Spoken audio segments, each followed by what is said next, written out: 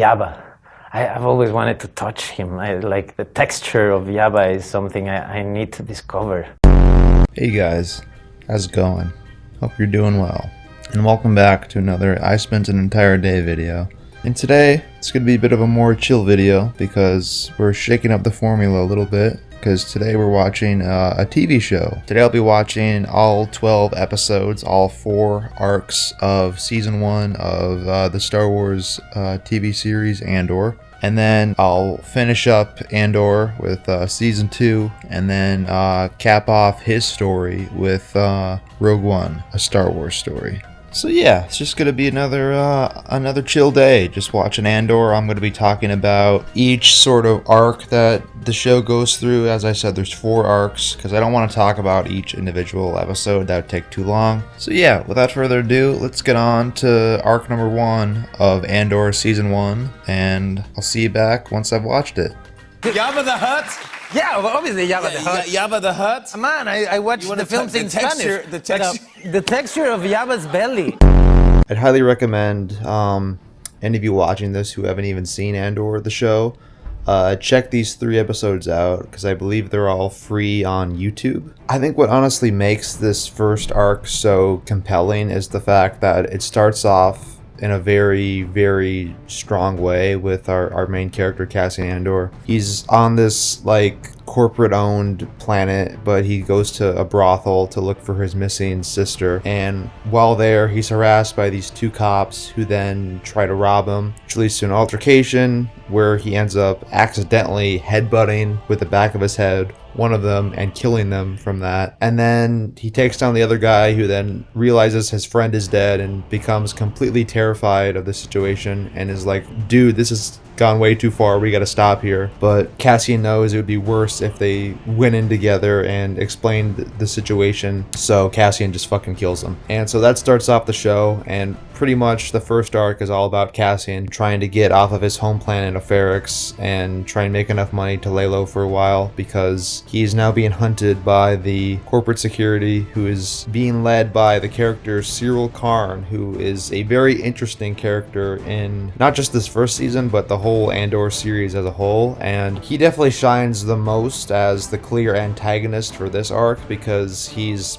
fueled by justice and he's fueled by duty to try and track down the killer of these 2 cops, because his boss is just this lazy guy who just doesn't want to deal with it, because it would just be a huge hassle for their bosses, the Empire. Overall, probably I would rank the first arc of ANDOR, the Ferrix arc, I'd rank it one of these.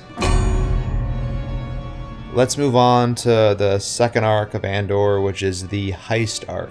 Yaba, come on, touching his, like his belly, like, oh, I was so tempted. Even when I first watched the show, just seeing these couple of episodes, it felt like such a step up from the first arc, but in a very natural way. I mean, these episodes are still very consistent with all the other episodes in terms of like the pacing, the characters, story, all that stuff. But what makes this one better is because of how well balanced it is between, of course, the main storyline going with Cassian Andor and the rebels pulling the heist on Aldani, with introducing new characters to the story. Those new characters being, of course, the Imperial Security Bureau Supervisor, Dedra Meero. Probably my favorite antagonist in the whole series of ANDOR, and it's kind of strange to call her an antagonist because she's treated like a protagonist, which is, I think, what makes her such a good foil to not just Cassian Andor and friends, but pretty much all the other characters affiliated with the Rebel Alliance, or just the characters in the show who might be in the Empire,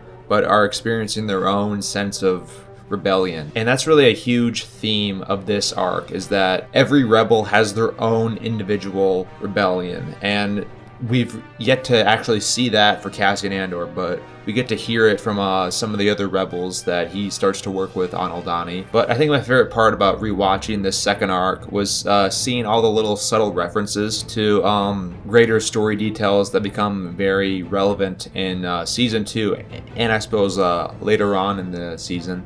Specifically with the characters of Senator Mon Mothma and Luthen, who we met in the first arc, but he gets so much more to do. It's super fun seeing him play the part of like this lavish antiquities dealer who is just putting on a show up until he brings people into the back of his office and he just changes. He turns into Russ Cole basically from True Detective, just completely cynical, completely to the point. But of course, the huge standout sequence of this arc is the actual heist on the Imperial garrison on Aldani. That's all super, super great. It's still really riveting and thrilling to rewatch it, especially seeing the whole meteor shower, the eye thing in the background. It's just super, super memorable. But it's really the 7th episode in the season, which I am considering the end of the second arc, which really changes the show overall because it really starts to focus more on these other characters like Luthen, Mon Mothma, Dedra Meero, Cyril Karn,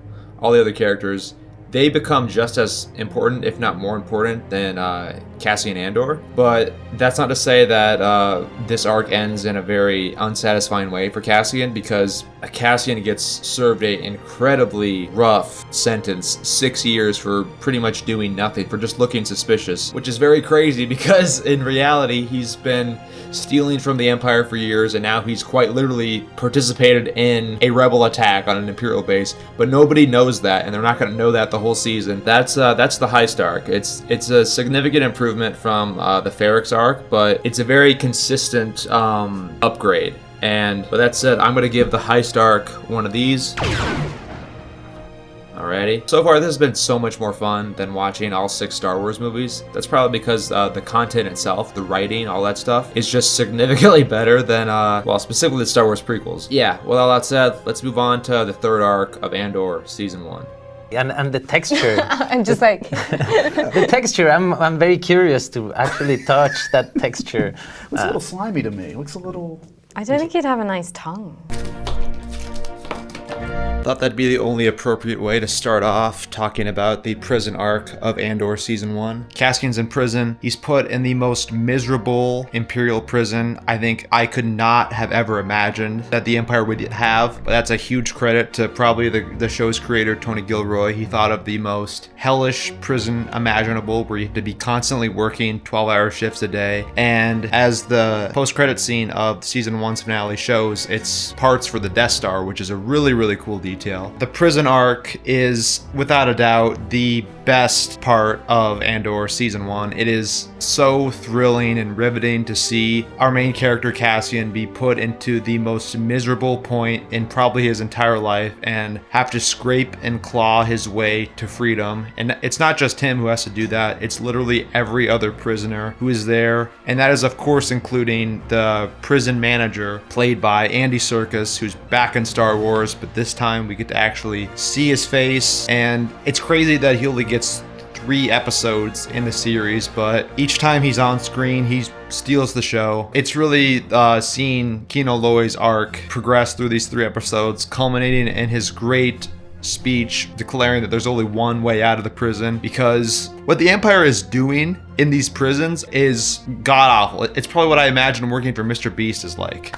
But the other storylines in this arc are also really, really good. Seeing that Mon Mothma has to do something also pretty terrible, has to essentially sell off her daughter to be married in an arranged marriage type deal, which we'll see in Season 2, is very, very tragic, but it is, it's what you gotta do to fund the Rebel Alliance, I guess. We also get to see more stuff with Luthen, and he's talking to Saw Gerrera, who was a character from Rogue One. He was the guy Forrest Whitaker played. So, you know, that guy's back, but he does a great job. This time he's not just a meme like he was in Rogue One. He's actually, you know, he's actually cool. And yeah, the stuff with Dedra and Cyril and the villain characters, all that stuff is great as well. I just am totally invested in seeing them just be really fucking good at their jobs and like totally invested in their lives and their careers that are built around the Empire is just so fascinating to me, and it is so well done, so well written. And the final scene of this arc, the final scene of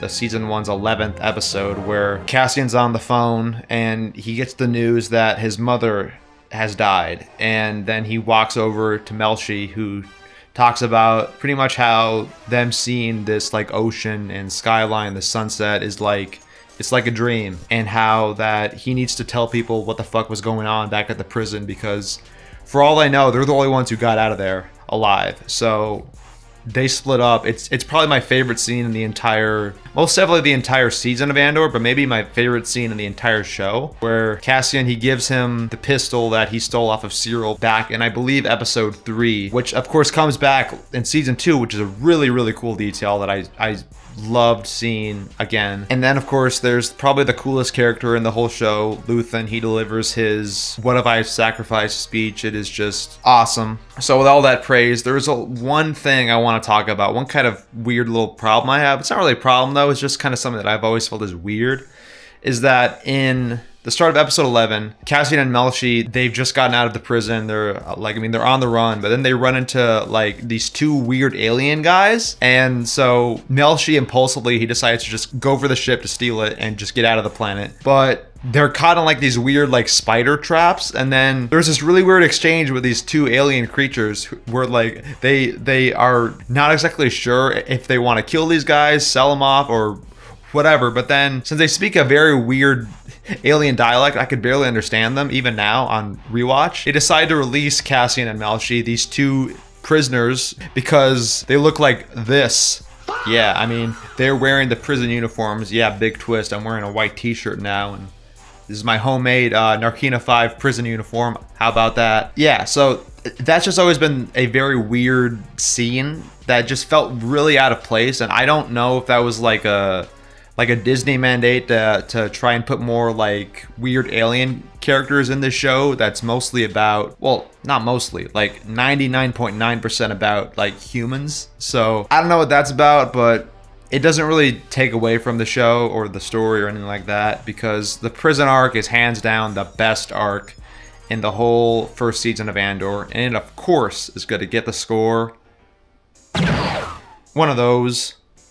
So with all that said, let's get on to the season 1 finale, shall we? I was asked and asked and asked about Jabba. It suddenly started to feel like I was in love with Jabba. And it's not, I'm sorry. The season 1 finale of Andor is about what you'd expect. It's great. It's about as great as the entire rest of the show has been so far. It does such a really good job of having all these dominoes essentially in effect and then just tipping them all over, so it can just be this one gigantic, energetic scene of rebellion in the city of Ferrix, which has pretty much become like the home base for the main characters of the show so far. And yeah, just seeing all these storylines get resolved in such satisfying ways that also set up the future of the show is just such a treat to watch. But hands down, my favorite moment of this entire finale is, again, the final scene where Luthen goes back to his ship. Following him and his team of rebels, they were trying to kill Cassian Andor because they felt he was a liability who knew about them. Luthen goes back to his ship after feeling like, well, he couldn't do the job. But then who does he see? He sees Cassian. And Cassian, he gives him the offer of, you can kill me right here, right now, or you can take me in. And to that, Luthen gives just the best cool hand Luke smile you could imagine. And it's just a perfect way to end off what was probably a close to, if not perfect, season of television. So with that said, I'm going to give the season 1 finale of Andor, aka the 4th arc of the show, one of these. Anyways, that's all about I got. I will see y'all in the next one when I watch Andor Season 2, and then, of course, Rogue One. Have you gotten any closer to touching Jabba? Is that, or have you given up on that, or is there still a little bit of hope for you? No. I gave up on that. I mean, it's over. It's not happening, and I'm okay with it. You know, I don't want to touch him anymore. It's over. You know, I sent the message to the universe, and it didn't happen. You know, I sent the message to the galaxy, and 10 years later, I'm still talking about it. Nah, enough.